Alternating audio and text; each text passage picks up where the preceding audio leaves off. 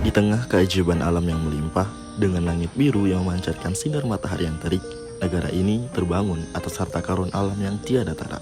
Namun, keindahan ini membawa tantangan yang tak terhindarkan. Transisi energi menjadi medan pertempuran di mana kesetaraan dan inklusivitas adalah kunci keberhasilan. Saya Rizky Ardiansyah, berasal dari salah satu provinsi penghasil nikel terbesar di Indonesia, Sulawesi Tengah.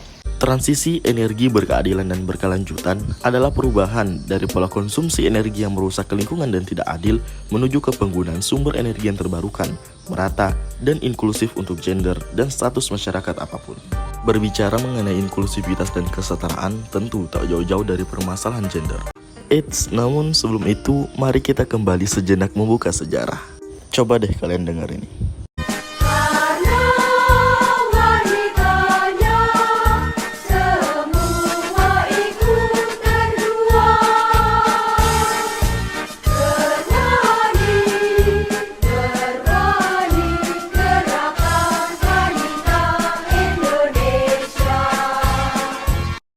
Kalian telah mendengarkan Mars Gerwan atau Gerakan Wanita Indonesia. Gerakan ini bersama gerakan feminisme adalah gerakan yang paling progresif dan revolusioner di Indonesia pada saat itu. Namun mirisnya, pada 1965, gerakan ini dibantai dan dibunuh habis-habisan dikarenakan propaganda dan diskriminasi gender. Tentu, permasalahan ini bukan yang pertama di Indonesia. Pada 2014 silam, tepat 9 tahun yang lalu, Muhammad Rian Saputra, anak dari seorang ibu yang bernama Rahma, tenggelam di lubang bekas galian tambang di Samarinda. Dan sampai saat ini tidak mendapatkan keadilan yang setimpal. Beliau sadar, beliau hanya rakyat biasa dan seorang perempuan yang dicap salah dan tidak bisa mengawasi anak. Padahal ini adalah mengenai peran kompani tersebut untuk tetap menjaga tatanan sosial di masyarakat dan tetap memperhatikan kaum perempuan. Saat ini, kaum laki-laki lebih mendominasi dibanding perempuan dalam sektor energi. Peran wanita yang masih terdengar tabu dan pekerjaan yang terkesan berat dan berbahaya membuat persentase keterlibatan kaum wanita sangat kecil.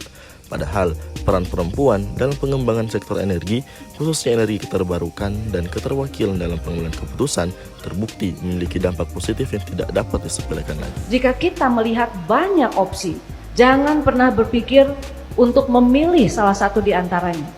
Yang harus kita lakukan adalah menjalankan semuanya. Tuh, keren banget kan beliau, Bu Niki Widiawati, Direktur Utama Pertamina.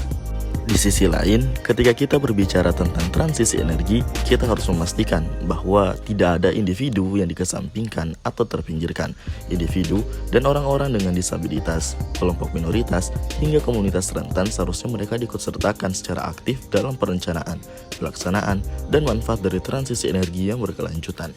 Inklusivitas adalah tentang membangun masyarakat yang menghargai dan memperkuat keberagaman serta memberikan kesempatan yang setara bagi semua individu. Inilah saatnya kita mengubah paradigma yang terusung itu. Kesetaraan gender, disabilitas, dan inklusi sosial harus menjadi fokus utama dalam setiap aspek transisi energi yang berkelanjutan. Perusahaan dan lembaga pemerintah perlu menerapkan kebijakan tanpa diskriminasi dan menciptakan lingkungan yang inklusif. Kita dan mereka memiliki akses yang sama, hak dan perlindungan yang setara. Maka dari itu, mari bersama-sama menghapus batasan, merangkul keberagaman, dan menghargai kesetaraan untuk masa depan aku, kamu, kita, dan Indonesia. Isem apa? Mai siapa? Mai siapa? Isem apa? Kalau bukan sekarang, kapan lagi? Kalau bukan kita, siapa lagi? Terima kasih.